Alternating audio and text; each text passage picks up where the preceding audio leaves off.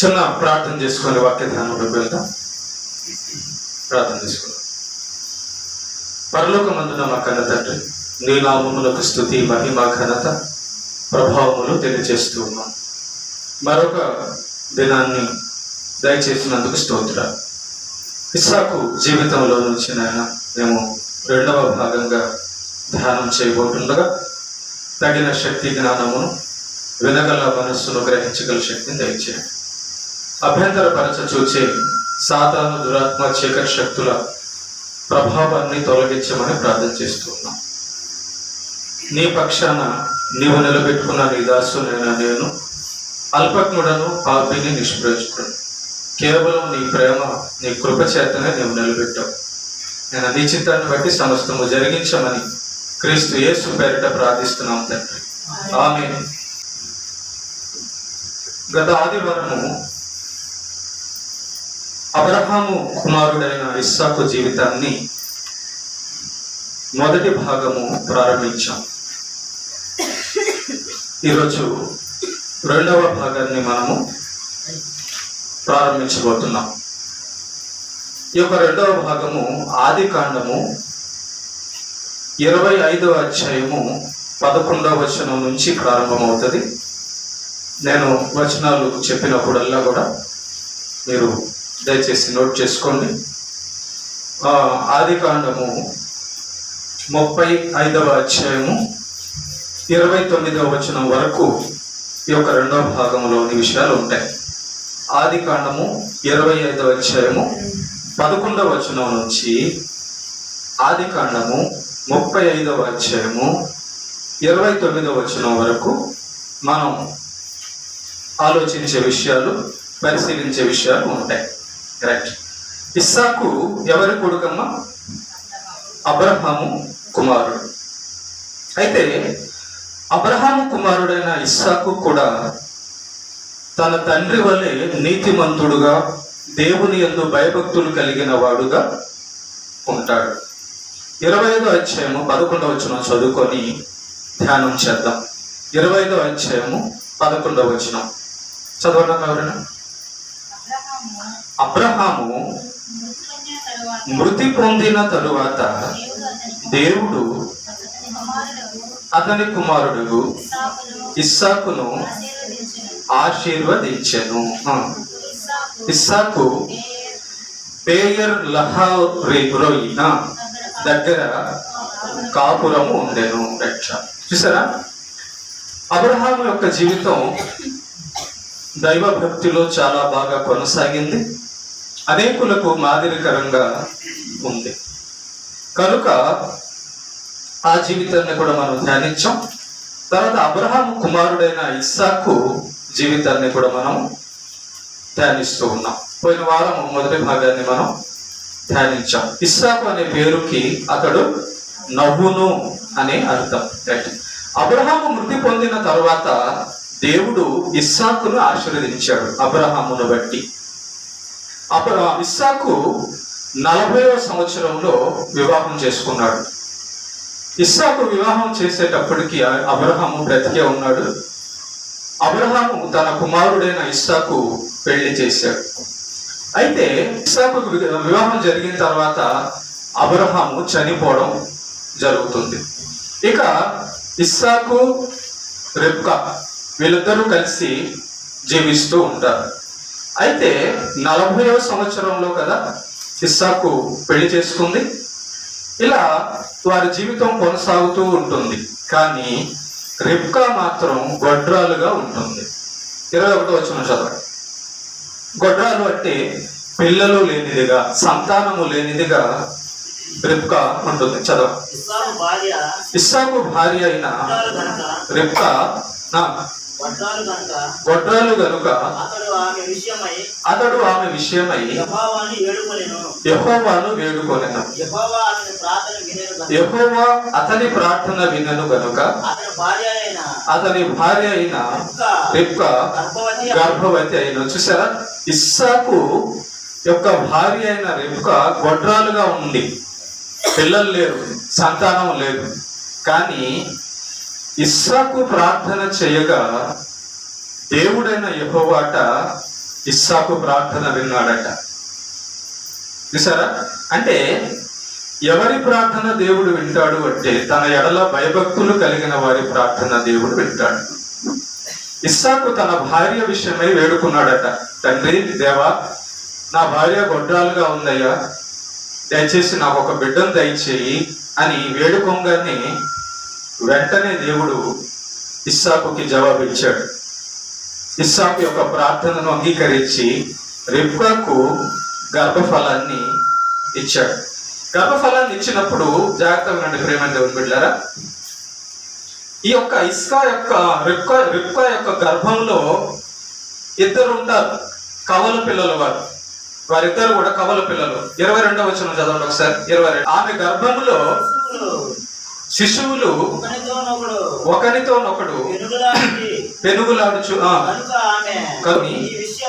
ఈ విషయమై యెహోవాను అడుగ వెళ్ళను. చూడండి, రిబ్కా జీవితంలో కానీ ఇస్సాకు జీవితంలో కానీ మనం ఏం అర్థం చేసుకుంటున్నామంటే మన జీవితాల్లో మనం ఎక్కడ దెబ్బతింటున్నాం, మన జీవితాల్లో ఎక్కడ పొరపాట్లు జరుగుతున్నాయి. అబ్రహాము జీవితము, ఇస్సాకు జీవితంలో దేవుడు మనకేం చూపించాలనుకుంటున్నాడు అనే విషయాలు మనం కానీ గమనిస్తే, ఇస్సాకు ప్రార్థన చేయంగానే దేవుడు గర్భఫలాన్ని ఇచ్చేశాడు. తర్వాత రిబ్కా గర్భంలో ఇద్దరు పిల్లలు ఉన్నారు, కవల్లో ఉన్నారు. అయితే ఆ ఇద్దరు పిల్లలు కవలలో ఉండడం వల్ల ఆ గర్భం లోపల వాళ్ళిద్దరూ పోట్లాడుతూ ఉంటారు. గర్భం లోపల, రిబ్కా యొక్క గర్భం లోపల ఇద్దరు బిడ్డలు ఉండి వాళ్ళు పోట్లాడుతూ ఉంటే ఆమెకి చాలా బాధ అనిపిస్తుంది అనమాట. ఇప్పుడు ఒక బిడ్డ ఉంటేనే ఆ బరువు మోస్తూ ఆ 9 నెలలు 10 నెలలు జాగ్రత్తగా, ఎంతో జాగ్రత్తగా ఉండాలి. అలాంటిది ఇద్దరు బిడ్డలు లోపల ఉండి మళ్ళా వాళ్ళు ఊరికనే లేరంట, లోపల కొట్టుకుంటున్నారంట. ఆ ఇద్దరు పిల్లలు లోపల కొట్టుకుంటున్నారట. ఇప్పుడు ఒకరిని కాలుతో తన్నబోయి మిస్ అయిపోయి ఆ రిబ్కా యొక్క పొట్టక తగులుతుంది. అర్థమైందా? పొట్టకో లేదా లోపల భాగాలకో తగులుతుంది. ఇక వీళ్ళిద్దరు లోపల కొట్టుకుంటుంటే ఈమె దొంప దిగిపోతుంది లోపల అన్నమాట. ఆమెకు బాధ అనిపిస్తుంది. ఇక పిల్లల సంగతి ఏమో కానీ దేవా, ముందు వీళ్ళిద్దరి సంగతి చూడయ్యా అని చెప్పి రిబ్కా చాలా బాధపడిందట. అయ్యా, నాకు చాలా బాధగా ఉంది, వీళ్ళిద్దరు లోపల చాలా ఇబ్బంది పెడుతున్నారని చెప్పని దేవునికి రిబ్కా ప్రార్థించింది. చూసారా? ప్రార్థన పరులైన జీవితాలు భార్యాభర్తలు ఇద్దరు కూడా. ప్రేమల దేవుని బిడ్డలారా, భర్త ప్రార్థన పరుడు, భార్య కూడా ప్రార్థన పరురాలు. కనుక వీరు దేవుణ్ణి ఏమడిగినా కూడా దేవుడు వీరికి అనుగ్రహించే విధంగా ఉన్నాడు. అయితే ఆ యొక్క రిబ్కా గర్భంలో ఇద్దరు పిల్లలు ఉంటారు, 2 జనాంగాలు వస్తాయి. ఒకడొచ్చి ఏశావు, ఇంకొకడు వచ్చి యాకోబు. పెద్దవాడు ఏశావు, చిన్నవాడు యాకోబు అన్నమాట. ఈ యొక్క ఇద్దరు పిల్లలు లోపల కొట్టుకుంటూ ఉంటుంటారు. దీని విషయమై రిబ్కా దేవునికి ప్రార్థించేసరికి దేవుడు రిబ్కాతో చెప్తాడు, అమ్మా, నీ గర్భం లోపల 2 జనాంగాలు ఉన్నాయి, 2 వంశాలు ఉన్నాయి. కనుక వాళ్ళిద్దరూ కూడా పోట్లాడుకుంటున్నారు. ఒకడికంటే ఒకడు ముందుకు రావాలని పోట్లాడుకుంటున్నారని చెప్పి చెప్తాడు దేవుడు. సమాధానంగా ఉంటూ ఇబ్బంది ఏమి లేదు అని చెప్పి చెప్తాడు. అలా రిబ్కా ప్రసవించినప్పుడు మొట్టమొదటిగా ఏశావు బయటకు వస్తాడు. ఏశావు పెద్దవాడు అనమాట. ఈ ఏశావు ఎలా ఉంటాడంటే ఎర్రగా ఉంటాడు. తర్వాత అతని యొక్క ఒంటి నిండా కూడా మేకలకి ఎట్లాగైతే రోమాలు ఉంటాయో, వెంట్రుకలు ఉంటాయో అలా ఉంటది ఆ యొక్క ఏశావు యొక్క దేహం అంతా కూడా. పెద్దవాడైన ఏశావు యొక్క దేహం అంతా కూడా రోమాలతో ఉంటది అన్నమాట. మనం మేక పిల్లలు తాకితే ఎట్లా ఉంటుందో అలా ఉంటది ఏశావు యొక్క దేహం అంతా కూడా. ఎర్రగా ఉంటాడు, ప్లస్ రోమాలు కలిగి ఉంటాడు అనమాట. వాడు మొట్టమొదట బయటకు వస్తాడు.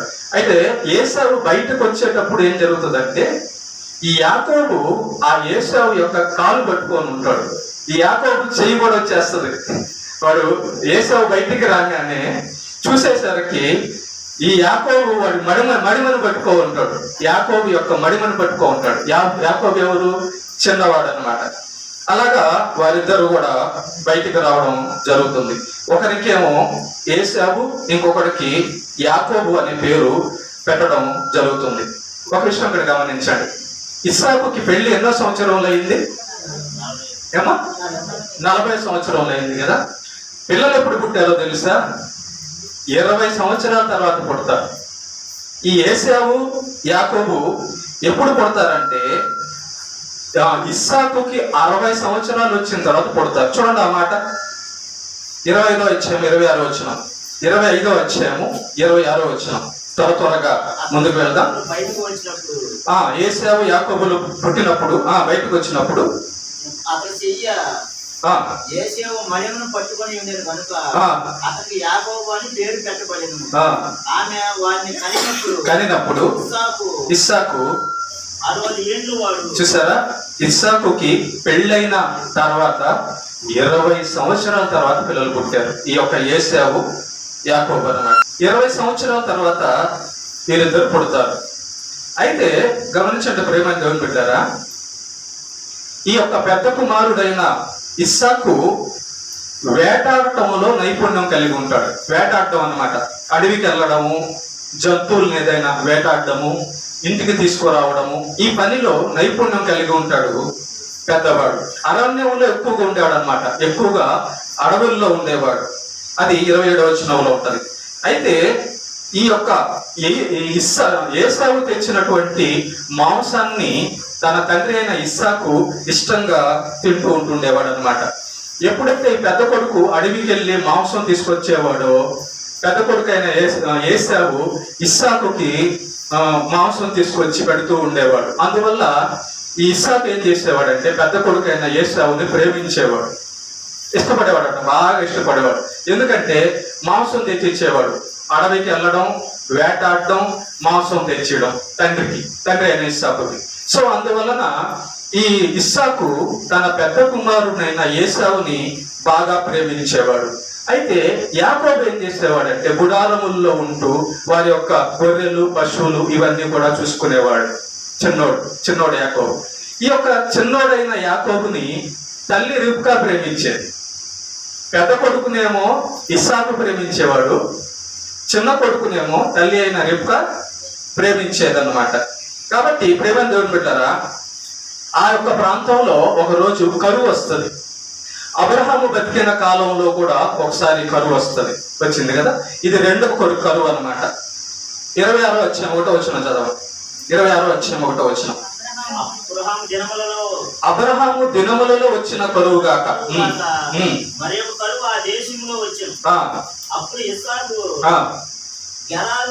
గెరారులో ఉన్న ఫిలిస్తీయుల రాజైన అబీమెలెకు వద్దకు వెళ్ళాను. జాగ్రత్త. ఇక్కడ కరువు వచ్చింది. ఇస్సాకు, రిబ్కా, ఏశావు, యాకోబులు వీళ్ళందరూ నివసిస్తూ ఉంటుండగా ప్రేమైన పిల్లరా ఒక భయంకరమైన కరువు వచ్చింది. అబ్రహాము దినముల్లో వచ్చిన కరువు కాకుండా ఇంకొక కరువు వచ్చింది అన్నమాట. మరి కరువు వచ్చినప్పుడు ఈ యొక్క ఇస్సాకు ఏం చేస్తాడంటే ఆ దేశంలో ఉన్నటువంటి రాజు దగ్గరికి వెళ్తాడు. ఆ యొక్క దేశంలో ఉన్న రాజు దగ్గరికి వెళ్ళినప్పుడు దేవుడు ఏం చేస్తాడంటే ఇస్సాకుతో మాట్లాడతాడు. ఏమని మాట్లాడతాడంటే అక్కడి నుంచి మళ్ళా ఇస్సాకు ఐగుప్తుకి వెళ్ళిపోవాలని ఆలోచన చేస్తూ ఉంటాడు. వేరే వేరే చోట్లకి వెళ్ళిపోవాలని చెప్పి ఆలోచన చేస్తూ ఉంటాడు. కానీ దేవుడు అబ్రహాముకు వాగ్దానం చేసిన దేశం ఏది? కనాను దేశం. ఓకేనా? దేవుడు అబ్రహాముకి ఏమని వాగ్దానం చేశాడు? నీకు నీ సంతానానికి ఈ కనాను దేశాన్నే నేను ఇస్తున్నాను అని దేవుడు అబ్రహాముకు వాగ్దానం చేస్తుంటాడు. ఆ వాగ్దానం ప్రకారమే ఇస్సాకుని కూడా అబ్రహాము ఇస్సాకుని కూడా ఆ కనాను దేశంలోనే ఉంచుతాడు, వేరే దేశంలోనికి పంపించకుండా. సో ఈ యొక్క ఇస్సాకు కరువు రంగాన్ని రాజు అయిన అబీమెల దగ్గరికి వెళ్ళిపోతాడు. అక్కడి నుంచి మళ్ళీ ఇంకొక దగ్గరికి వెళ్ళాలన్న ఆలోచన కలిగి ఉంటుండగా దేవుడు ఇస్సాకుతో మాట్లాడతాడు. ఏమని మాట్లాడుతున్నాడు? 2వ వచనంలో చూడండి ఒకసారి. యెహోవా అతనికి ప్రత్యక్షమై నీవు ఐగుప్తులోనికి వెళ్ళక నేను నీతో చెప్పు దేశమునందు నివసించుము. చూసారా, దేవుడు ఏం చెప్తున్నాడంటే నీకు కరువు వచ్చినా కూడా నేను కాపాడేవాడిని నేనున్నాను, నీకు బాధ వచ్చినా కూడా కాపాడేవాడిని నేనున్నాను. ఇక్కడ ఒక విషయం మనం జాగ్రత్తగా వెళ్ళాలి. ఇస్సాకు జీవితాన్ని మనం ధ్యానిస్తూ ఉన్నాం.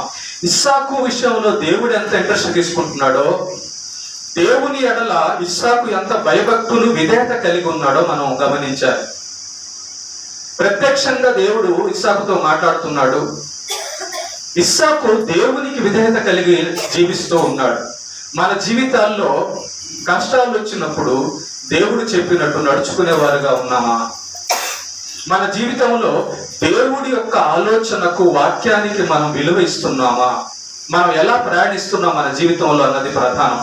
కరువు కాటకాలు, అనారోగ్యాలు, సమస్యలు వస్తాయి. భక్తుల జీవితంలో కూడా వచ్చాయి. ఈ సమస్యలు వచ్చినప్పుడు ఇస్సాకు ఎలా ప్రవర్తిస్తున్నాడు, నువ్వు నేను ఎలా ప్రవర్తిస్తాం ఒకసారి ఆలోచిద్దాం. ఇవన్నీ మనకు పాఠాలు, బుద్ధి పాఠాలు. కరువు వచ్చింది, కానీ దేవుడు ఇస్సాకుతో మాట్లాడుతున్నాడు, కరువు వచ్చినా కూడా నువ్వు అక్కడే ఉండవు, నేను చూసుకుంటా, సృష్టికర్త నేనున్నాను కదా, నీకెందుకు భయం అంటున్నాడు దేవుడు ఇస్సాకుతో. మనమైతే చూడండి, అనారోగ్యము, భయంకరమైన ఏదైనా పరిస్థితులు వచ్చేస్తే గందరగోళం అయిపోయి రకరకాల వాటికి వెళ్ళిపోతాం, బలహీన పడిపోతాం, అవిశ్వాసంలో పడిపోతాం. కానీ ఇస్సాకు మాత్రము దేవుడు చెప్పినట్లుగా అక్కడే నివసిస్తూ ఉన్నాడు. ప్రేమ దేవుడు బిడ్డలారా, ఇస్సాకుతో దేవుడు అంటాడు, ఇదిగో ఇస్సాకు, నీ తండ్రి అయిన అబ్రహాము నేను కూర్చోమంటే కూర్చున్నాడు, నించోమంటే నించున్నాడు, రమ్మంటే వచ్చాడు, పొమ్మంటే పోయాడయ్యా. కాబట్టి నీ తండ్రి నా ఆజ్ఞలు, నా మాటలు గైకొన్నాడు, కాబట్టి నీ తండ్రి నిమిత్తము నేను నిన్ను ఆశీర్వదిస్తున్నాను అంటున్నాడు. చూడండి, 3-5 వచనాలు చదవ. ఈ దేశమందు పరవాసివై ఉండుము, నీకు తోడై ఉండి నిన్ను ఆశీర్వదించను, నీకు నేను తోడై ఉండి నిన్ను ఆశీర్వదించదను. నీకును నీ సంతానమునకును దేశములన్నీ ఇచ్చి నీ తండ్రి అయిన అబ్రహాముతో నేను చేసిన ప్రమాణం నెరవేర్చి ఆకాశ నక్షత్రముల వలె నీ సంతానమును విస్తరింపజేసి ఈ దేశములన్నీ నీ సంతానమును ఇచ్చిదనని, నీ సంతానం వలన సమస్త భూలోకములోని సమస్త జనులు ఆశీర్వదించబడుదురు. చూసారా, దేవుడు ఇస్సాకుతో చెప్తున్నాడు, ఇస్సాకు భయపడబాకు, నేను నీ తండ్రికి వాగ్దానం చేస్తున్నాను, ఈ దేశం ఇస్తానని, నీ తండ్రికే కాదు నీ సంతానానికి కూడా ఇస్తానని చెప్పి చెప్పున్నాను. నీ భూమి మీద ఉన్న జనాలందరూ కూడా నీ వలన ఆశీర్వదింపబడతారు, కాబట్టి భయపడొద్దు ఇస్సాకు అని చెప్పి దేవుడు ఇస్సాకుతో చెప్తాడు. సో దేవుడు చెప్పినందు వలన ఇస్సాకు అక్కడే నిలబడిపోతాడు. వేరే దేశాలకి ఇంకెక్కడ కూడా వెళ్ళిపోకుండా ఆ యొక్క అబీమెలెకు పరిపాలించేటటువంటి ఫిలిష్తీయుల దేశంలో, కనాను దేశంలోనే ఇస్సాకు నిలబడిపోతాడు. జాగ్రత్తగా, ఎప్పుడైతే ఈ కరువు వచ్చిందో, కరువు వచ్చినప్పుడు ఈ ఇస్సాకు రాజు దగ్గరికి వెళ్ళిపోతాడు కదా, రాజు పక్కడికి వెళ్ళిపోతాడు. రాజు కోటలోనో ఒక గృహంలోనో ఉంటాడు. ఉన్నప్పుడు ఈ యొక్క ఇస్సాకు రాజు దగ్గరికి వెళ్ళిపోయి తన బాధలు ఏదో చెప్పుకున్నప్పుడు ఈ రాజు ఏం చేస్తాడంటే, సరే పక్కన ఉండు, నా పక్కనే ఉండు అని చెప్పి రాజు యొక్క ఇంటి పక్కనే ఇస్సాకు కూడా ఉంటుంటాడు. రాజు కిటికీలోంచి చూస్తే ఇస్సాకు కనబడుతూ ఉంటుంది అన్నమాట. ఇస్సాకు యొక్క ఇల్లు కనబడుతూ ఉంటుంది. ఇస్సాకు ఏం చేస్తున్నాడో మొత్తం కూడా కనబడుతూ ఉంటుంది. ప్రేమైన దేవుని బిడ్డలారా, ఈ యొక్క ఇస్సాకు తన భార్య అయిన రిబ్కాను తీసుకెళ్ళినప్పుడు ఆ ఫిలిష్తీయుల మనుషులందరూ కూడా ఈ ఇస్సాకు భార్య అయిన రిబ్కాను చూసి ఆశ్చర్యపోతారు. ఎందుకంటే అబ్రహాము భార్య అయిన శారా లాగా రిబ్కా కూడా చాలా అందగత్తె. ఆ రోజుల్లో ఎలాంటి పరిస్థితులు ఉండేదంటే, ఎవరైనా ఒక స్త్రీ వచ్చిందంటే ఆ స్త్రీని ఏదైనా చేసేసేవాళ్ళు. అలాంటి లోకం అది, అలాంటి కాలం అది.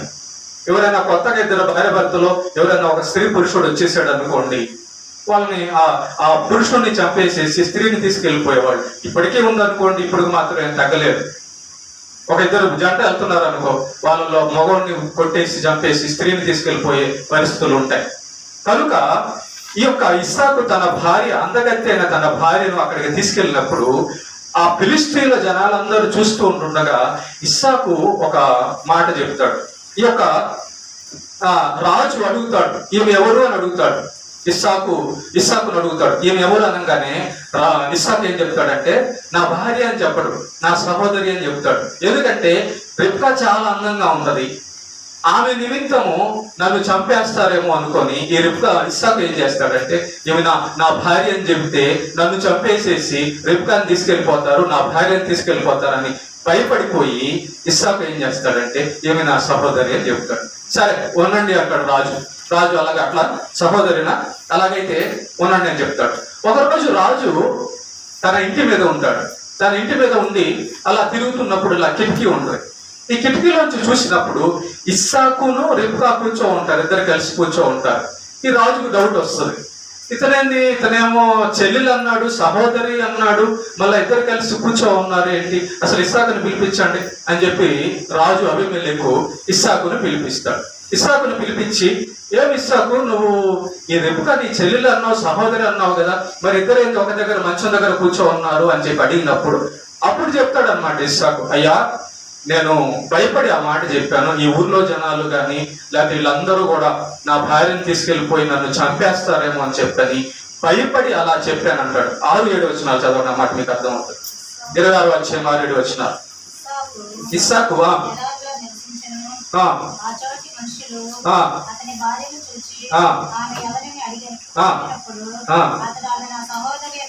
చెప్పాను, ఎందుకనగా ఆమె నిమిత్తము నన్ను చంపుదనేమో అనుకుని తన భార్యను చెప్పుటకు భయపడిను. 8-9 కూడా చదవండి. అక్కడ అతడు చాలా దినములుండిన తరువాత ఫిలిష్తీయుల రాజైన అబీమెలెకు కిటికీలో నుండి చూసినప్పుడు ఇస్సాకు తన భార్య అయిన రెబ్కాతో సరసమాడుట కనబడెను. అప్పుడు అబీమెలెకు ఇస్సాకుని పిలిపించి ఇదిగో ఆమె నీ భార్యయే కదా, ఆమె నా సహోదరి అని ఎందుకు చెప్పావంటాడు. కాబట్టి ఇలా మనం గమనించినప్పుడు అలా చెప్తే అప్పుడు ఇస్సాకు చెప్పేస్తాడు, అయ్యా నేను భయపడే చెప్పేశాను, నా భార్య కోసం నన్ను చంపేస్తారేమో, నా భార్యను తీసుకెళ్లిపోయి నన్ను చంపేస్తారేమో అనే భయంతో ఈ విధంగా చెప్పానని చెప్పంగానే అప్పుడు అబీమెలెకు రాజు కూడా ఏం చేస్తాడంటే ఒక ఆజ్ఞ ఇస్తాడు, తన ప్రజలందరికీ కూడా ఒక ఆజ్ఞ ఇస్తాడు. ఈ అబీమెలెకు రాజు మంచోడండి. ఈ అబీమెలెకు రాజు చాలా మంచోడు. అబ్రహాము కాలంలో కూడా, అబ్రహాము బతికున్నప్పుడు కూడా ఈ యొక్క అబ్రహాముతో ఈ అబీమెలెకు రాజు మంచిగా నిబంధన చేసుకొని ఉంటాడు.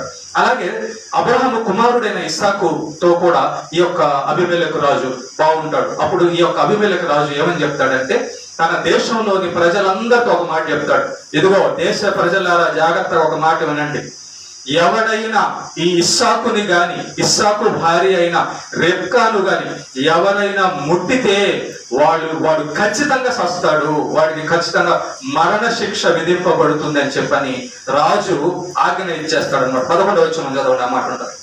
11వ వచనం.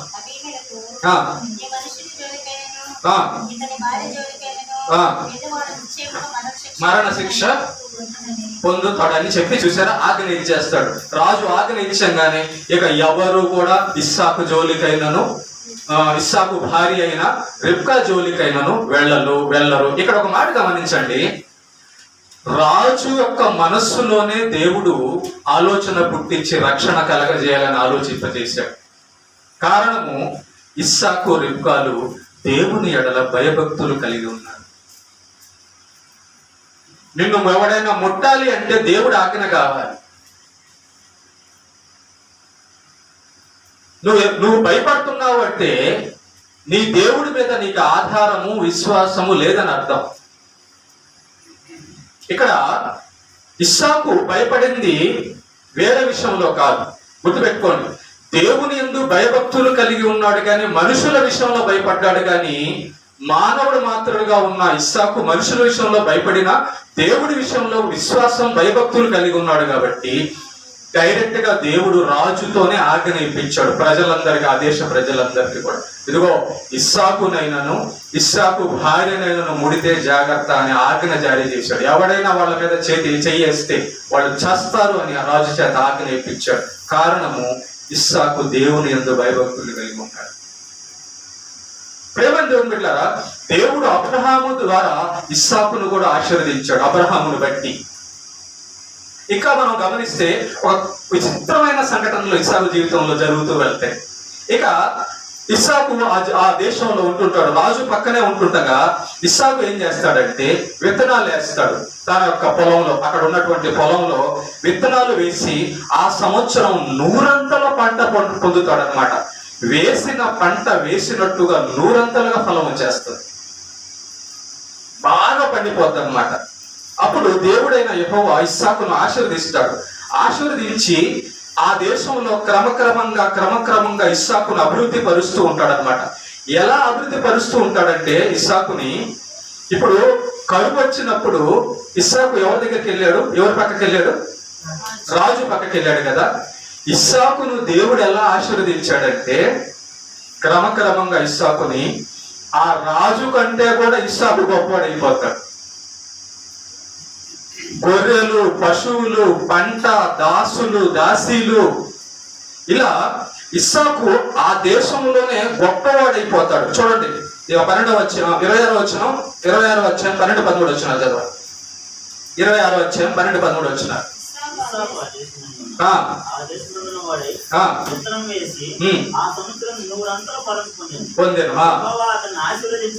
కనుక గొప్పవాడైను.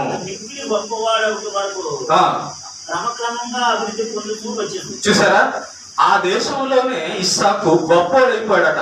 యాక్చువల్ గా అయితే రాజు గొప్పవాడుగా ఉండాలి, కానీ దేవుడి యొక్క అనుగ్రహము, దేవుని యొక్క కృప ఇస్సాకు మీద ఉండడం వలన ఇస్సాకు ఆ దేశంలో ఉన్న రాజు కంటే కూడా గొప్పవాడైపోయాడు. చదువు మొత్తం చదువు. 14 వచనం కూడా చదువు. 13, 14 గొర్రెల ఆస్తియు గొప్ప సమూహము కలిగినందున ఫిలిష్తీయులు.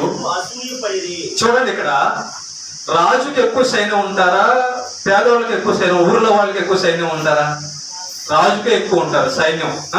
ఇప్పుడు ముఖ్యమంత్రి వస్తున్నాడు అనుకో, మన సైడ్ పోలీసులు ఉంటారా, ముఖ్యమంత్రి సైడ్ ఉంటారా? ముఖ్యమంత్రి సైడ్ ఉంటారు. కానీ ఇక్కడ చూడండి విచిత్రం, దేవుని యందు భయభక్తులు కలిగి ఉన్నందువలన ఇస్సాకు పక్కన, రాజు పక్కన కంటే ఇస్సాకు పక్కన జనం ఎక్కువ ఉన్నారని. అంటే ఈ ఇస్సాకు యొక్క ధనం ఎంత, ఆస్తి ఎంత అయిపోయిందంటే, ఇస్సాకు పనోల్ని పెట్టుకుంటేనట ఆ పనోలు ఎంతమంది ఉన్నారంటే రాజు దగ్గర ఉన్న వాళ్ళకంటే ఇతని దగ్గర ఒక 10 మంది ఉన్నారంట. రాజు దగ్గర ఉన్న సైనికుల కంటే, రాజు దగ్గర ఉన్న రాజ్యం ప్రజలందరికంటే కూడా ఇస్సాకు దగ్గర ఎక్కువ మంది అయిపోయారు. దాసదాసీలు, ఆస్తి అంతా కూడా. ఈ దెబ్బతో ఏమైపోయింది, రాజు చూశాడు, ఫిలిష్తీయులు చూశారు, ఇదేంద్రా బాబు, ఇతనేమో మన దేశానికి వచ్చాడు, పరదేశిగా వచ్చాడు, కానీ మనకంటే బలవంతుడైపోయాడు, మనకంటే గొప్పవాడైపోయాడు, మనకంటే ధనవంతుడైపోయాడని ఆ ఫిలిష్తీయుల ప్రజలకు అసూయపడదు. మన జీవితాల్లో కూడా ప్రేమ దేవుని బిడ్డలు గుర్తుపెట్టుకోండి, ఇలాంటి సంఘటనలు ఉంటాయి. మనం దేవుని ఎడల భయభక్తులు కలిగి ఉంటుండగా, దేవుడు మనల్ని ఆశీర్వదిస్తుండగా, దేవుడు మనకిస్తుండగా కొంతమంది చుట్టూ ఉన్న వాళ్ళు అసూయపడే వాళ్ళు ఉంటారు. కానీ నీవు దేవుని ఎడల భయభక్తులు కలిగి ఉంటే ఈ లోకంలో ఎంతమంది నీ మీద అసూయపడినా ఎవరు కూడా ఏం చేయలేరు అని ఇస్సాకు ద్వారా మనం నేర్చుకుంటున్నాం. ఇస్సాకు దేవుని ఎడల భయభక్తులు కలిగి నీతిగా ఉన్నందువలన దేవుడు అతన్ని అభివృద్ధి పరుస్తున్నాడు. రాజు కంటే కూడా గొప్పని చేసేసాడు. ఆ దేశ రాజు కంటే కూడా ఇస్సాకుని గొప్పగా చేశాడు. ఎంత గొప్పగా చేశాడంటే దేవుడు ఇస్సాకుని, ఆ రాజు, ఆ రాజ్యంలో ఉన్న ప్రజలు కూడా అసూయ పడుతున్నారు. ఇదేంద్ర బాబు, ఇస్సాకుకి ఇంత ధనం, ఇంత ఆస్తి, ఇంత పనులు వచ్చేసారు అని అసూయ పడేంత గొప్పవాడైపోయాడు ఇస్సాకు. సో ఇక ఆ రాజు ఇస్సాకుతో ఒక మాట అంటాడు, అయ్యా, నేను చూస్తే నీ యొక్క ధనము, నీ యొక్క ఆస్తి, నీ యొక్క సంపద అంతా కూడా, నీ దాసదాసీలందరూ కూడా చాలా బలం వచ్చేసింది నీకు, నువ్వు మా మధ్య ఇక ఉండడానికి వీల్లేదు. అసూయపడ్డారు కదా. అసూయపడి ఇక ఆ రాజు ఏం చేస్తాడంటే, ఇక్కడ తప్పు చేస్తాడు కానీ తర్వాత దిద్దుకుంటాడు, తర్వాత చూద్దామని. ఈ రాజు ఏం చేస్తాడంటే ఇస్సాకుతో చెప్తాడు, అయ్యా, నువ్వు మాకంటే ధనవంతుడు అయిపోయావు, గొప్పవాడు అయిపోయావు, కాబట్టి ఇక నీవు మా వద్ద నుండి వెళ్ళిపో, మా దగ్గర నుంచి వెళ్ళిపో. ఇలాంటి సంఘటనలు మన దగ్గర కూడా జరుగుతుంటాయి, మన విషయాల్లో కూడా జరుగుతుంటాయి కదా.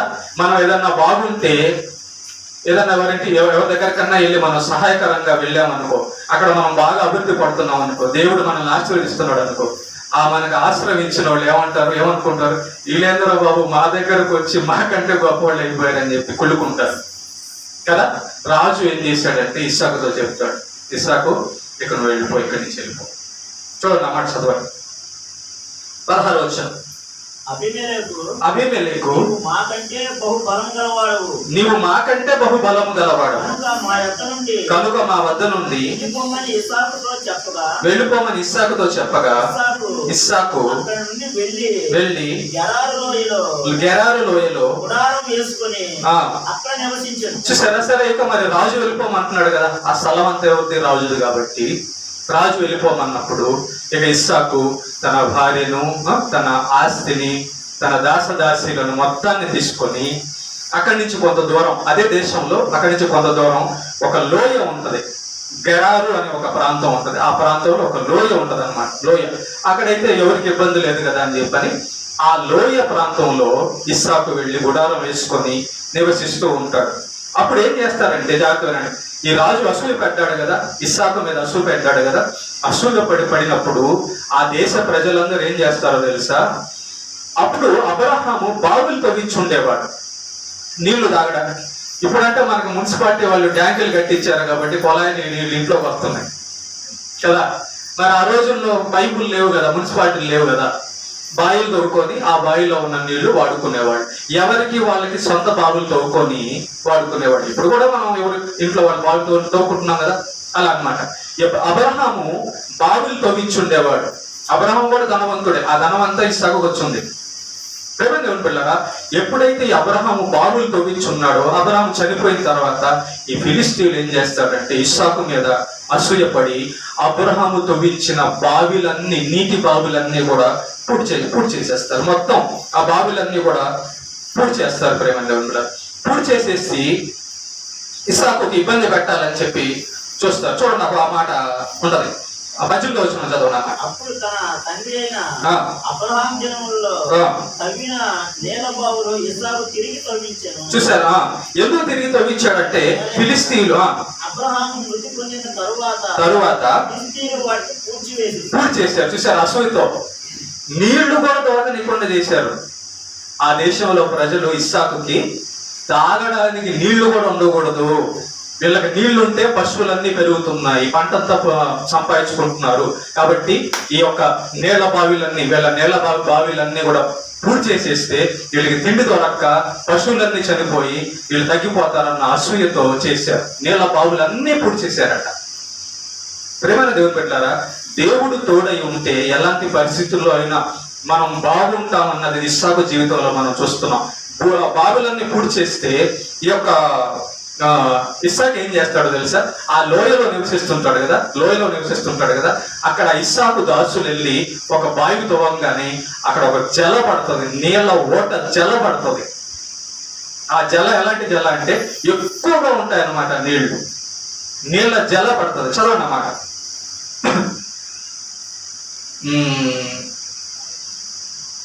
19వ వచనం. మరియు ఇస్సాకు ఆ లోయలో తవ్వగా జలగల నీళ్ళ బావి దొరికింది. చూడండి, ఇక్కడ ఒక మాట మనం నేర్చుకోవాలి. ఏం నేర్చుకోవాలంటే, మనుషులు వీళ్ళు నీళ్లు తాగకూడదని అబ్రహాముతో పెంచిన బావులన్నీ పూర్తి చేశారు. జాగ్రత్తగా చూడండి, ఒకసారి గమనించండి. మనుషులు అసూయపడి ఇస్సాకు జనాంగం ఎవరు కూడా నీళ్లు తాగకూడదని బావులన్నీ పూడి చేస్తే దేవుడు ఇస్సాకుకి లోయలో జలలు గల ఓట బావినిచ్చాడు. నీవు దేవుని యందు భయభక్తులు కలిగి ఉంటే నిన్ను అడ్డగించేవాడు ఎవడు ఉండడు. దేవుడు నీకు తోడై ఉంటే నీకు ఆటంకం ఏమీ ఉండదు. మనుషులు ఎన్ని ఆటంకాలు కలిగించినా కూడా దేవుడు నీకు తోడై ఉంటే ఆయన ఎప్పుడు మార్గాన్ని సిద్ధపరుస్తుంటాడు. చూడండి, ఇక్కడ జలలు గల బావి దొరికింది ఇస్సాకు తవ్వించినప్పుడు. మళ్ళా అక్కడికి వచ్చి గొడవ వేసుకుంటారు ఈ ఫిలిస్తీయులు. ఈ దేశం మాది, ఈ స్థలం మాది, నువ్వు ఇక్కడ బావి తవ్వావు అని ఆ జలలు కలిగినటువంటి ఆ బావిని కూడా వాళ్ళు ఇది మాది అని లాక్కుంటారు. చూడండి ఒకసారి, కష్టాల్లో ఉన్నాడు కానీ దేవుడు కాపాడుతున్నాడు. ఏంటి ప్రభువా నాకు ఈ పరిస్థితి, నేను నిన్ను నమ్ముకున్నాను కదా అని ఇస్సాకు దేవుడిని విడిచిపెట్టడం లేదు. దేవుడి మీద ఆనుకొని ఉన్నాడు. కష్టం వచ్చినా నష్టం వచ్చినా ఎప్పుడైతే ఈ బావి దొరుకుతుందో, జలలు గల బావి, ఆ దేశంలో వారు వచ్చి తగాద వేసుకొని ఆ బావిని తీసేసుకుంటారు. ఆ బావికి, ఆ జలలు గల బావికి ఏసావు ఇస్సాకు ఏసాకు అనే పేరు పెడతాడు. అబ్రహాము కూడా ఏం చేస్తాడంటే బావి తవ్వించినప్పుడల్లా ఆ ఒక బావికి ఒక పేరు పెట్టేవాడు. ఆ పాత కాలంలో అదొక ఆచారం, అదొక అలవాటు అన్నమాట. ఏ బావి తవ్వించినా కూడా ఆ బావికి ఒక పేరు పెట్టేవాళ్ళు. యేసు ప్రభు ఒక బావి దగ్గరికి వెళ్తాడు, సమరయ స్త్రీ వస్తుంది. ఆ బావి పేరు ఏం పేరు చెప్పండి? పాట కూడా ఉంది కదా, వాక్యంలో కూడా ఉంటుంది. యాకోబు బావి కాడ, విన్నారా? రైట్. కాబట్టి అబ్రహాము తవ్వించిన బావిలన్నిటికీ కూడా పేర్లు పెట్టుంటాడు. ఆ పేర్లే మళ్ళా ఇస్సాకు పెడతాడు. మళ్ళా తవ్వించి ఆ బావులన్నీ తవ్వించి పెడతాడు. అలాగా ఎక్కడ బావి తవ్వించినా కూడా వీళ్ళకు ఒక అలవాటు ఉండేది. ఏ అలవాటు అంటే పేరు పెట్టడం. ఈ జలలో కలిగిన బావి తవ్వించినప్పుడు ఆ బావికి ఏసాకు అనే పేరు ఇస్సాకు పెట్టడం జరుగుతుంది. వాళ్ళు వచ్చి, ఆ ఫిలిస్తీన్లు వచ్చి ఇది మాది అని చెప్పి లాక్కొని వెళ్ళిపోతాడు. మళ్ళా ఏం చేస్తాడు ఇస్సాకు? ఇంకొక బావి తవ్విస్తాడు, రెండో బావి తవ్విస్తాడు. ఆ రెండో బావి తవ్వించినప్పుడు కూడా నీళ్లు బాగా పడతాయి. ఆ రెండో బావికి ఇస్సాకు సిత్నా అనే పేరు పెడతాడు. అది కూడా వాళ్ళు లాక్కుంటారు మళ్ళా వచ్చి. చూడండి ఎంత ఇబ్బందులు పెడుతున్నారు, ఎంతో కష్టపడి ఇస్సాకు బావిని తవ్వడం, ఆ దేశ ప్రజలు, ఆ రాజు వచ్చేసి దాన్ని తీసుకొని వెళ్ళిపోవడం. అలా రెండో బావిని కూడా ఆ దేశ ప్రజలు తీసుకెళ్ళిపోతారు. తర్వాత ప్రేమ దేవుని బిడ్డలారా, ఇక మూడో బావి తవ్విస్తాడు ఇస్సాకు. ఈ మూడో బావి తవ్వించినప్పుడు మాత్రం ఆ దేశ ప్రజలు, ఆ రాజు గాని దాన్ని లాక్కోరు. వాళ్ళు దాని మీదకి రారన్నమాట. అందుకు ఆ ఇస్సాకు ఏం చేస్తాడంటే, ఓహో ఈ దేశ ప్రజలు, ఈ రాజు గాని ఈ బావి జోలికి రాలేదు కాబట్టి అని చెప్పని దానికి ఒక పేరు పెడతాడు. అదేం పేరు అంటే రహేబోతు అని పెడతాడు. అంటే ఎడము. ఆ దేశ ప్రజలు మేము ఈ బావి తవ్వించినప్పుడు మా మీదకి రాలేదు కాబట్టి దేవుడైన యెహోవా వారికి మాకు ఎడమ కలగజేశాడు, అంటే విరోధం లేకుండా చేశాడని ఆ బావికి రహేబోతు అని పేరు పెడతాడు. అలా ఆ మూడో బావి మాత్రం అలాగే ఉండిపోద్ది ప్రేమ దేవుని బిడ్డలారా. అయితే ఇస్సాకు ఆ లోయలో నుండి మళ్ళా బెయేర్షెబా అనే ప్రాంతానికి వెళ్ళిపోతాడు. అక్కడి నుంచి మళ్ళా బెయేర్షెబా అనే ప్రాంతానికి వెళ్ళిపోతాడు. అక్కడ దేవుడైన యెహోవా ఇస్సాకుతో మాట్లాడతాడు. ఏమని మాట్లాడుతున్నాడు చూడండి, 26వ అధ్యాయం 24వ వచనంలో. ఆ రాత్రి యెహోవా ప్రత్యక్షమై నేను నీ తండ్రి అయిన అబ్రహాము దేవుడను, నేను నీకు తోడై ఉన్నాను, భయపడద్దు అంటున్నాడు. నా దాసుడైన అబ్రహామును బట్టి నిన్ను ఆశీర్వదించి నీ సంతానమును విస్తరింపజేస్తానని చెప్పి దేవుడు మాట్లాడుతున్నాడు. నీతో దేవుడు మాట్లాడుతున్నాడా? ఇస్సాకు ఎక్కడికి వెళ్తే అక్కడ దేవుడు మాట్లాడుతున్నాడు. నీతో దేవుడు మాట్లాడే అనుభవం ఉందా? ఎవరైతే దేవుని ఎడల భయభక్తులు కలిగి ఉంటారో వాళ్ళతో దేవుడు ఖచ్చితంగా వాక్యము ద్వారా, పరిశుద్ధాత్మ ద్వారా మాట్లాడతాడు. ఇప్పుడు దేవుడు ఎవరితో మాట్లాడుతున్నాడో వాళ్ళు జాగ్రత్తగానే ఉంటారండి. దేవుడు ఎవరితో మాట్లాడుతున్నారో వాళ్ళు భయభక్తులు కలిగి ఉంటారు. దేవుడు ఎవరితో మాట్లాడుతున్నారో వాళ్ళు దేవుడు చెప్పినట్టుగా నడుస్తుంటారు. గుర్తులు ఇవే, సూచనలు ఇవే, ఇండికేషన్స్ ఇవే. ఒకడు దేవుని మార్గంలో నడుస్తున్నాడు, దేవుని ఎరిగి ఉన్నాడు, దేవుడు చెప్పినట్టు నడుస్తున్నాడు అనడానికి సూచన వాడు దేవుని యందు భయభక్తులు కలిగినటువంటి ఆ జీవితం కనబడుతుంది. ఒకరితో దేవుడు మాట్లాడుతుంటే ఆ జీవితం కనబడమో నాతో దేవుడు మాట్లాడుతున్నాడు. ఆదివారం చర్చికి నువ్వు వెళ్ళకపోతే దేవుడు నీతో మాట్లాడటం లేదంటే నువ్వు వెళ్ళడం లేదని అర్థం. ఏమ్మా ఈ ఆదివారం ఎందుకు నా చర్చికి రాలేదు, మందిరానికి రాలేదని దేవుడు నీతో మాట్లాడకపోతే నీతో మాట్లాడటం లేదని అర్థం. ఓహో ఒకవేళ మాట్లాడినా కూడా లేదు ప్రభు రానని చెప్తున్నావా? అలా కాదు కదా. ఇస్సాకు అలా చేస్తున్నాడా? చేయలే. అబ్రహాం అలా చేశాడా? చేయలా. దేవుడు ఏం అబ్రహాం గురించి ఒక గొప్ప మాట మాట్లాడుతున్నాడు ఇస్సాకుతో. దేవుడు నీ తండ్రి అయిన అబ్రహాము నా ఆజ్ఞ పాటించాడు, నా మాట విన్నాడు. ఎంత గొప్ప మాట చెప్తున్నాడు దేవుడు అబ్రహాం గురించి. ఇస్సాకు గురించి కూడా అదే చెప్తున్నాడు. నేను కూర్చోమంటే కూర్చున్నాడు అబ్రహాము, నడవమంటే నడిచాడు, ఇంటి దగ్గర నుంచి వచ్చేయమంటే వచ్చాడు. లేదు ప్రభువా, మా తాత ముత్తాతలు మా అవ్వతాతలు ఉన్నారు, మా ఆస్తి ఉంది, ఇదంతా ఎవరు చూసుకుంటారు ప్రభువా అని వల్ల అబ్రహాం వచ్చేసాడు పిలవంగా. సో దేవుడు ఇస్సాకుతో అంటున్నాడు, ఇస్సాకు భయపడబాకు, మనుషులను చూసి భయపడబాకు, నేను నీకు తోడే ఉన్నా, మనుషులు నీకేం చేయరు, నీకేం కాదు అని చెప్పి ధైర్యం ఇస్తున్నాడు ప్రత్యక్షమయ్యి ఇస్సాకుతో దేవుడు. అప్పుడు ఇస్సాకు ఏం చేశాడు చూడండి ఒకసారి. ఒక గొప్ప తండ్రి యొక్క బుద్ధులే కొడుకు వచ్చాయండి. తండ్రి ఎవరు? అబ్రహాం. కుమారుడు ఎవరు? ఇస్సాకు. తండ్రి ఏం చేసేవాడు? ఎక్కడికి వెళ్ళినా కూడా అబ్రహాం జీవితంలో మీరు విన్నారు కదా, అబ్రహాము ఏ ప్రాంతానికి వెళ్ళినా కూడా ఏం చేసేవాడు ముందు?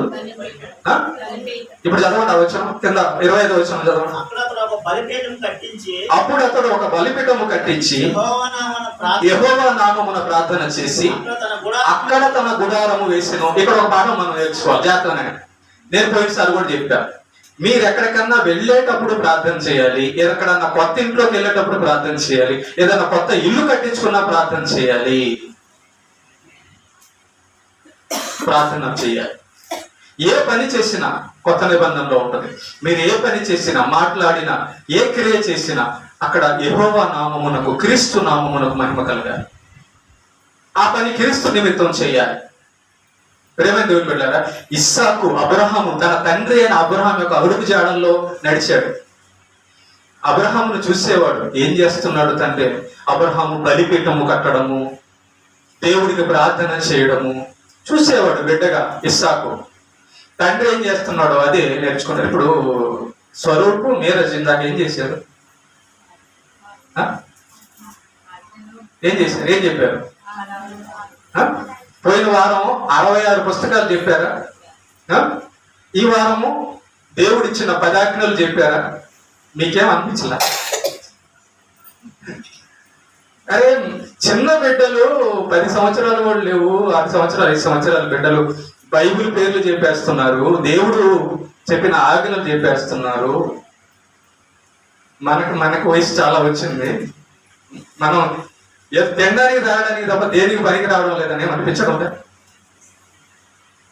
ఒకసారి ఆలోచించండి. అందుకే అబ్రహాము దేవుని ఎడల ఇంట్రెస్ట్ కలిగి ఉన్నాడు, ఇస్సాకు కూడా దేవుని ఎడల ఇంట్రెస్ట్ కలిగి ఉన్నాడు. ఆ బిడ్డలు చూడండి, చిన్న బిడ్డలు తల్లిదండ్రులు నేర్పిస్తున్నారు. వాళ్ళు ఎలా నేర్చుకున్నారు? నాన్న మీ నాన్న చెప్తేనే కదా, మీ నాన్న చెప్పింది, మీ నాన్న చెప్పాడు కదా. మరి మీ అమ్మా నాన్నలు ఏం చేశారు? సార్ లేరు అనుకోండి, మీరైనా నేర్చుకోవాలి కదా. దేవుని మాట నేర్చుకోవడానికి సిగ్గు కాదండి, ఆసక్తి ఉండాలి. భయం కాదండి, ఆసక్తి ఉండాలి, ఇంట్రెస్ట్. దేవుడి మీద మన నాన్న కదండి, మన తండ్రి మనకు అన్నం పెడుతున్నాడు కదండి, మనల్ని పోషిస్తున్నాడు కదండి, మనకు ప్రాణం ఈరోజు బతుకున్నామంటే ఆయనదే కదండి. 500 రూపాయల నోటు మీద ఉన్న గాంధీ బొమ్మ కాపాడు, అదేనా దేవుడు మనల్ని కాపాడేది. సో ఈ యొక్క ఇస్సాకు ఎక్కడికి వెళ్ళినా కూడా బలిపీఠము కట్టి ఆరాధన చేసేవాడు. ఆరాధన మానడు. పాట ఒకటి మంచి పాట రాశారు, నేనెల్లప్పుడు యెహోవాను సన్నుతించెదన్ కదా, బలి పాట. నిత్యము ఆయన నామమును. చూడండి మంచి పాట, అర్థాలు, అలాంటి అర్థాలు కలిగిన పాటలు నేర్చుకోవాలి. ఎల్లప్పుడు మనం దేవుణ్ణి స్తుతించాలి. ఇస్సాకు చూడండి, ఎక్కడికి వెళ్ళినా అక్కడ బలిపీఠం పెడుతున్నాడు. ఆ రోజుల్లో మనలాగా మందిరాలు లేవు, దేవాలయాలు లేవు కాబట్టి సొంతగా వాళ్ళంతటా వాళ్ళ బలిపీఠాలు కట్టేది, దేవుడి ప్రార్థన చేసేది. మరి ఈ రోజుల్లో మందిరాలు ఉన్నాయి లేవు? మరి మందిరాలు ఉంటే కూడా రావడానికి ఏమో, మందిరం ఉంటే రావడానికి కనుక ఇస్సాకు అలాగా భయభక్తులు కలిగి ప్రేమ దేవుని బిడ్డలారా నడుస్తూ ఉన్నాడు. ప్రేమ దేవుని బిడ్డలారా అప్పుడు ఒక విషయం జరిగింది. ఏం జరిగిందంటే, ఇక ఇస్సాకు అక్కడ బలిపీఠం కట్టేసి అక్కడ నివసిస్తూ ఉన్నాడు. నివసిస్తూ ఉన్నప్పుడు అక్కడ కూడా ఒక బావి తవ్వుతాడు, అక్కడ కూడా నీళ్లు అతనికి దొరుకుతాయి. అప్పుడు ఏం జరిగిందంటే, ఈ తరివేశాడే రాజు అబీమెలెకు. ఎవరు? రాజు. ఇస్సాకు తరివేశాడు కదా, నువ్వు మా దగ్గర చెల్లిపో, నువ్వు మా కంటే గొప్పవాడు అయిపోయావు అని చెప్పి అసూయపడి తరివేశాడు కదా. ఆ రాజు యొక్క స్నేహితుడు ఒకడు, ఈ రాజు యొక్క సేనాధిపతి, ఓకేనా, వీళ్ళు ముగ్గురు కలిసి ఇస్సాకు దగ్గరకు వస్తాడు. ఇస్సాకు దగ్గరకు వచ్చేసరికి అప్పుడు ఇస్సాకు ఏమంటాడంటే, ఏం పెద్ద మనుషులారా, నన్నేమో తరివేశారు కదా అక్కడి నుంచి, మళ్ళా ఎందుకు నా మీదకి వచ్చారు, నేనేం చేశాను మిమ్మల్ని అని చెప్పి అడుగుతాడు. చదవండి ఆ మాట, చదవండి. 27 వచ్చినాం, 26 వచ్చిన 27 వచ్చినాం. ఇస్సాకు నా మీద పగబట్టి మీ యొద్ద నుండి నన్ను పంపేశారు కదా, తర్వాత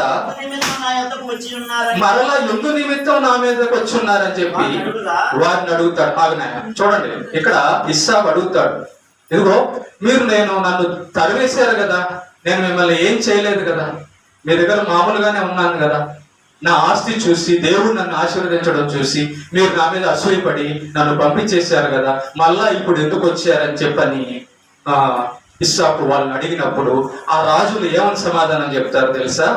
అప్పుడు ఆ రాజు ఇస్సాకుతో ఏమంటాడు తెలుసా? అయ్యా ఇస్సాకు, మా బుద్ధి గడ్డి తినింది, నిజమే, నిన్ను నీ దేవుడైన యెహోవా ఆశీర్వదించుట మేము చూచాము.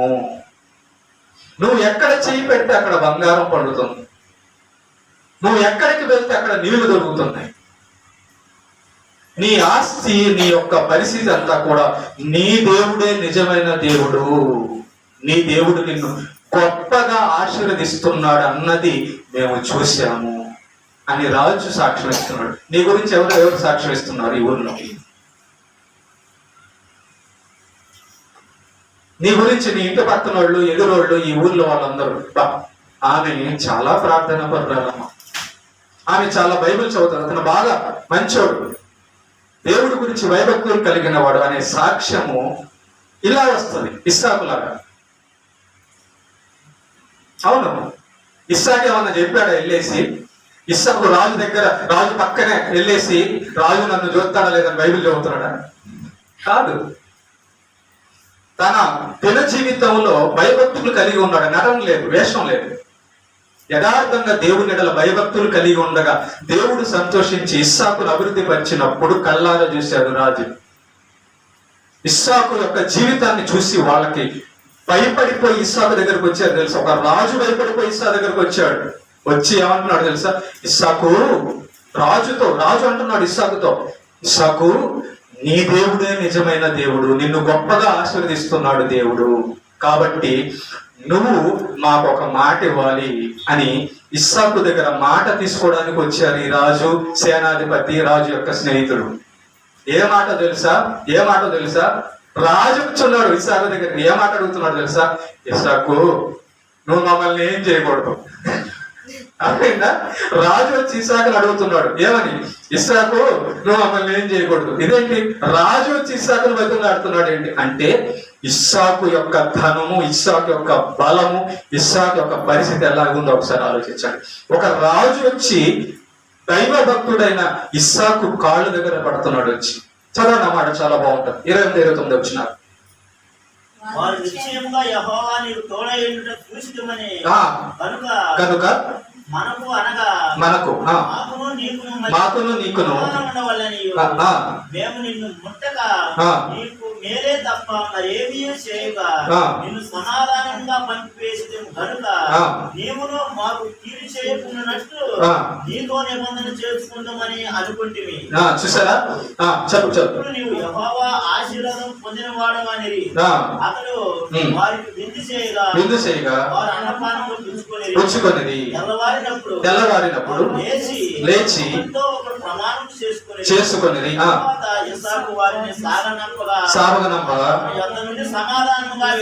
చూసారా? ఇక్కడ రాజు, సేనాధిపతి, రాజు యొక్క స్నేహితుడు వచ్చింది ఏ పని మీద అంటే ఇస్సాకు దగ్గర ఒక మాట తీసుకోవడానికట. ఏ మాట? ఇస్సాకు, నీ వలన మాకేమి ఇబ్బందులు కలగకూడదు, నువ్వేం మమ్మల్ని చేయకూడదని భయపడిపోయి ఇస్సాకు దగ్గరికి వచ్చారు. ఇక్కడ ఇంకొక మాట వాళ్ళు అంటారు, రాజు ఇస్సాకుతో ఏమని అంటాడంటే, ఇస్సాకు, నువ్వు నా దగ్గరకు వచ్చినప్పుడు నేను నీకేం అన్యాయం చేయలే, నీ భార్యను కూడా ముట్టలేదు, నీకేం అన్యాయం చేయకుండా నిన్ను జాగ్రత్తగానే చూసుకొని నిన్ను పంపించాం అంతేగాని నిన్నేం చంపల. పంపించేటప్పుడు నిన్ను చంపేసి నీ ఆస్తి అంతా మేమేం తీసుకోలేదు కదా, నిన్ను వెళ్ళిపోమన్నాం, కీడేం చేయలే, కాబట్టి మేము నీకు కీడేం చేయలేదు కాబట్టి నీవు కూడా మాకేం కీడు చేయొద్దు అని మాట తీసుకోవడానికి రాజు ఇస్సాకు కాళ్ళ దగ్గరకు వచ్చాడు. దేవుడు నీకు తోడై ఉంటే రాజు కూడా నీ కాళ్ళ దగ్గరకు వస్తాడు. గుర్తుపెట్టుకో. దైవభక్తుల జీవితాలను చూడు బైబిల్లో. అబ్రహాము, ఇస్సాకు, హనోకు, నోవహు. కారణము భక్తి, కారణము దేవుని ఎడల విధేయత. ఆ దేశ రాజు వచ్చి ఇస్సాకు పాదాల దగ్గర పడుతున్నాడు. మనం ఎక్కడ తప్పిపోతున్నాం తెలుసా? దేవాతి దేవుడైన తండ్రిని పక్కన పెట్టేసి మనవేదో చేద్దాం, మనవేదో సంతోషపడదాం అని దేవుడికి బాధ కలిగించి ఒంటరిగా వెళ్తున్నాం. సాతాను కోరుతున్నాడు అంతే తప్ప. అక్కడ నలిగిపోయి, అక్కడ ఇబ్బందులు పాలైపోయి నష్టపోతున్నాం. దేవునికి బాధ కలిగించకుండా ఉంటే ఈ భూమి మీద ఎవడు నీ జోలికి వచ్చిన దేవుడు వాడి తాట తీస్తాడు. ఏం చేయాలి? దేవునికి మనం బాధ కలిగించుకుని ఉండాలి. అలా ఒక నిబంధన చేసుకుంటారు. ఏం నిబంధన చేసుకుంటారు? ఈ రాజు యొక్క సేనాధిపతి, రాజు యొక్క స్నేహితుడు, ఈ ముగ్గురు వచ్చి ఇస్సాకుతో ఒక నిబంధన చేసుకుంటారు. ఈ రోజు నుంచి నీ వల్ల మాకు ఏమీ జరగకూడదు అనే మాట తీసుకుంటారు. సరే, ఇస్సాకు కూడా ఒప్పుకుంటాడు. ఒప్పుకొని, మంచిది రాజుగారు, నేను కూడా మీ దగ్గర ఉన్నప్పుడు నన్నైతే మీరేం చేయలేదు. అసూయపడ్డారు కానీ, నేను గొప్పవాడైపోయినా అసూయపడ్డారు కానీ నాకైతే మీరేం చేయలేదు. కాబట్టి ఓకే, ఈ డీల్కి ఇది నిబంధనకు నేను ఒప్పుకుంటున్నానని చెప్పని ఒప్పుకొని ఆ రాజు సేనాధిపతికి, రాజు స్నేహితుడికి విందు చేసి ఇస్సాకు పంపిస్తాడంటే ఇస్సాకు ఏ స్టేజ్ లో ఉన్నాడు చూడండి ఒకసారి. రాజుకు విందు చేసే స్టేజ్ లో ఉన్నాడు ఇస్సాకు. ప్రేమ బిడ్డలారా, ఇలాగా ఇస్సాకు యొక్క జీవితము నడుస్తూ ఉంటుంది. అప్పుడు ఈ యొక్క ఇస్సాకు పెద్ద కుమారుడి పేరు ఏం పేరు? ఏమా? ఏశావు. ఇక్కడి నుంచి ఇంకొక భాగం. రైట్, ఇంకొక 10 నిమిషాలు చూసుకొని లేదా ముగించారు. రైట్, ఇది పెద్ద భాగాలుగా ఉన్నాయి. ఆయన దేవుని చిత్తాన్ని బట్టి వీలైతే 3వ భాగం లేదంటే 2వ భాగం చూద్దాం. ఓకేనా? ఇలా ఇస్సాకు యొక్క జీవితం గడుస్తుండగా ఇస్సాకు కుమారుడు పెద్దోడు పేరు ఏశావు కదా. ఈ ఏశావు ఏం చేస్తాడంటే ఒక తప్పు పని చేస్తాడు. ఏం తప్పు పని చేస్తాడు? ఈ ఏశావు తన తండ్రి వలె, తన సహోదరుడైన తన తండ్రి అయిన ఇస్సాకు వలె, తన తాత అయిన అబ్రహాము వలె కాకుండా ఈ ఇస్సాకు ఏం చేస్తాడంటే ఆ దేశంలో, ఆ కనాను దేశంలో ఉన్న 2 అమ్మాయిలను పెళ్లి చేసుకుంటాడు. అబ్రహాము తన కుమారుడైన ఇస్సాకుకు పెళ్లి చేసేటప్పుడు దాసుడితో ఏమంటాడు? దాసుడా, ఈ దేశంలో ఉన్న అమ్మాయిల్ని ఎవరిని కూడా నా కుమారుడైన ఇస్సాకుకు పెళ్లి చేయకూడదని చెప్తాడు అబ్రహాం. ఇస్సాకు ఎవరిని పెళ్లి చేసుకున్నాడు? కనాను వాళ్ళన కాదు. ఎవరిని చేసుకున్నాడు? అబ్రహాం యొక్క కుటుంబంలోని వారిని చేసుకున్నాడు. చూసారా, దేవుడు చెప్తున్నాడు అబ్రహాంతో, ఈ దేశంలో ఉన్న వారిని పెళ్లి చేసుకోవద్దు పిల్లల్ని. అంటే అర్థం ఏంటో తెలుసా? దేవుణ్ణి ఎరగని కుటుంబంలో నీవు వివాహం చేయకూడదు. ఇదిగో వినండి తల్లులారా, అమ్మాయిలను కన్నా తల్లులారా, అబ్బాయిల్ని కన్నా తల్లిదండ్రులారా, వినండి జాగ్రత్తగా. అబ్రహాము ఇస్సాకు జీవితాలను చూసి నేర్చుకోవాలన్నా, ఏశావును చూసి కూడా బుద్ధి నేర్చుకోవాలి. అలా చేయకూడదని. ఏశావు ఏం చేస్తాడంటే దేవుణ్ణి ఎరగని, దేవుడంటే భయభక్తులు లేని ఆ కనాను దేశంలో ఉన్న 2 అమ్మాయిలను పెళ్లి చేసుకుంటాడు. వాళ్ళ పేర్లు యెహూదితు, బాషెమతు అనే 2 అమ్మాయిలు పెళ్లి చేసుకుంటే వాళ్ళిద్దరు ఏం చేస్తారో తెలుసా? ఈ ఇస్సాకుని, తమ తండ్రి అయిన ఇస్సాకుని, తమ తల్లి అయిన రెబ్కాని భయంకరంగా మనోవేదన కలిగిస్తారు. ఒకసారి ఆలోచించండి. నీతిమంతుడు భక్తుడైన ఇస్సాకుని, నీతిమంతురాలు భక్తురాలైన రెబ్కా అంటే తల్లిదండ్రులను ఈ పెద్ద కుమారుడైన ఏశావు 2 అమ్మాయిల్ని పెళ్లి చేసుకొని, ఒకరు కూడా కాదు 2 అమ్మాయిల్ని పెళ్లి చేసుకొని, ఆ 2 అమ్మాయిలు వీరిద్దరిని మనోవేదన కలిగిస్తారు. చూడండి, ఆ మాట ఉంటుంది 26వ అధ్యాయం 35వ వచనం. చదువు. ఏశావు 40 సంవత్సరముల వాడైనప్పుడు ఇత్తీయులైన బెయర్షీ కుమార్తెయగు యహూదీతును ఇత్తీయులైన ఎలోను కుమార్తెయగు బాషెమతును పెళ్లి చేసుకొనెను. రెబెకాకును మనోవేదన కలుగజేసిరి. చూసారా, ఇస్సాకును రెబ్కాకును మనోవేదన కలుగజేసిరి. అంటే వాళ్ళు ఎలా ప్రవర్తించుంటారు? ఏశావు యొక్క భార్యలు ఇద్దరు, ఇస్సాకు రిబ్కా యొక్క మనస్సులో మనోవేదన, వాళ్ళను చూసి వాళ్ళు ఈ ఏశావు వాళ్ళని పెళ్లి చేసుకున్నందుకు ఆ కుటుంబంలో శాంతి లేకుండా పోయిందండి.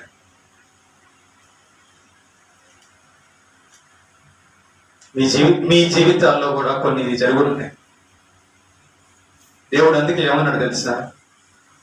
నీ కొడుకో నీ కూతురుకో పెళ్లి చేసేటప్పుడు నన్ను నమ్మని కుటుంబంలో నుంచి అమ్మాయిని కానీ అబ్బాయిని కానీ తెస్తే నీ కుటుంబం పాడైపోతుంది. నీ కుటుంబంలో సమస్యలు, నీ జీవితంలో సమస్యలు. ఈ ఏశావు యొక్క ఇద్దరు భార్యలు నీతిమంతుడైన ఇస్సాకు రెబ్కాలను మనోవేదనకు గురి చేసి, తన తాత అయిన అబ్రాహాము వలె కాకుండా, తన తండ్రి అయిన ఇస్సాకు వలె దైవభక్తుడు కాకుండా ఈ ఏశావు ఆ కనాను స్త్రీలలో భక్తిహీనులైన, దుర్మార్గులైన, వ్యభిచారులైన ఆ ప్రాంతపు స్త్రీలను ఇద్దరును పెళ్లి చేసుకుంటే వాళ్ళిద్దరూ ఇస్సాకుకి రెబ్కాకు మనోవేదన కలిగజేశారు. మీలో చాలా మంది డబ్బులు చూసి అబ్బా అమెరికా అల్లుడు, ఎంబీబీఎస్ డాక్టర్ అల్లుడు అనుకుంటారు. వాడు అక్కడ వెళ్ళి తీసి అమ్మేస్తాడు, గొంతుకు వస్తాడు తీసుకెళ్ళి. పేదోడైన దైవ భక్తుడు, దేవుని ఎడల, క్రీస్తు ఎడల భయభక్తులు కలిగిన వాడు, కూలోడైనా పనోడైనా ఎవరినైనా వాడికి చేయడం బెటర్. భక్తి కలిగి ఉంటే దేవుడు, ఇస్సాకును చూడండి ఎట్లా ఆశీర్వదిస్తున్నాడు దేవుడు. అసలు రాజు గొప్పోడుగా ఉండాల్సింది ఇస్సాకు గొప్పోడు అయిపోయాడు. కారణం ఏంటో తెలుసా? దేవుడు ఈ ఏశావు ఇద్దరు స్త్రీలను పెళ్లి చేసుకొని తన కన్న తల్లిదండ్రుల కడుపుకు కోతకు గురి చేశాడు, బాధ పెట్టి పని చేశాడు. గుర్తుపెట్టుకోండి, ఎప్పుడు కూడా దైవ భక్తి, యేసు ప్రభుని నమ్మని వాళ్ళను వివాహం చేసుకొనకూడదు. వాళ్ళు ఖచ్చితంగా మీకు బాధ పెడతారు, వాళ్ళు ఖచ్చితంగా మీ కుటుంబాన్ని పాడు చేసేస్తారు. వచ్చారండి, అలా ఉన్న పర్లేదు కానీ పెళ్లి కాకపోయినా అన్నులను మాత్రం, దేవుణ్ణి నమ్మని వారిని పెళ్లి చేసుకోకూడదు. కొంతమంది కావాలని పెళ్లి చేసుకోవడానికి అప్పుడప్పుడు కొత్తగా వచ్చేసి అమ్మాయి నమ్ముకుంటామని చెప్పి అంటారు. కాదు, చూడాలా వాళ్ళని. ఇతను దైవభక్తుడైనా కాదా, నిజంగా మందిరానికి వెళ్ళేవాడే కాదా, నిజంగా మందిరానికి వెళ్ళేదే కాదా, నిజంగా దేవుని ఎడల భయభక్తులు కలిగి ఉందా లేదా, క్యారెక్టర్ చూడాలా, దైవభక్తి చూడాలా, ప్రార్థన ఉందా లేదా చూడాలి. అప్పుడు వివాహం చేయాలి. ఓకే, సో ఇది ఈ రోజుకి రెండవ భాగం. ఈ రెండవ భాగము ఇస్సాకు యొక్క పెద్ద కుమారుడైన ఏశావు వలన తల్లిదండ్రులకు దుఃఖం కలిగింది. నేను దేవునికి దుఃఖం కలిగించే పని ఎప్పుడు కూడా చేయకూడదు. అబ్రహాము చేయలేదు, ఇస్సాకు చేయలేదు, కానీ ఏశావు చేశాడు. వీడి జీవితం ఏమైందో తర్వాత మూడో భాగంలో మీకు చెప్తారు. దేవునికి భయపడక, తల్లిదండ్రుల మాట వినక ఉన్న ఈ కుమారుడి యొక్క జీవితం ఏమవుతుందో తర్వాత ఎప్పుడైనా అతని జీవితం చూద్దాము. అయితే ఇంతవరకు ఇస్సాకు యొక్క జీవితంలో రెండవ భాగాన్ని మనము ఈ రోజుతో ముగిస్తాం. తర్వాత దేవుని చిత్తాన్ని బట్టి మూడవ భాగము వచ్చే ఆదివారం ప్రారంభించుకుందాం. దేవునికి మహిమ కలుగును గాక.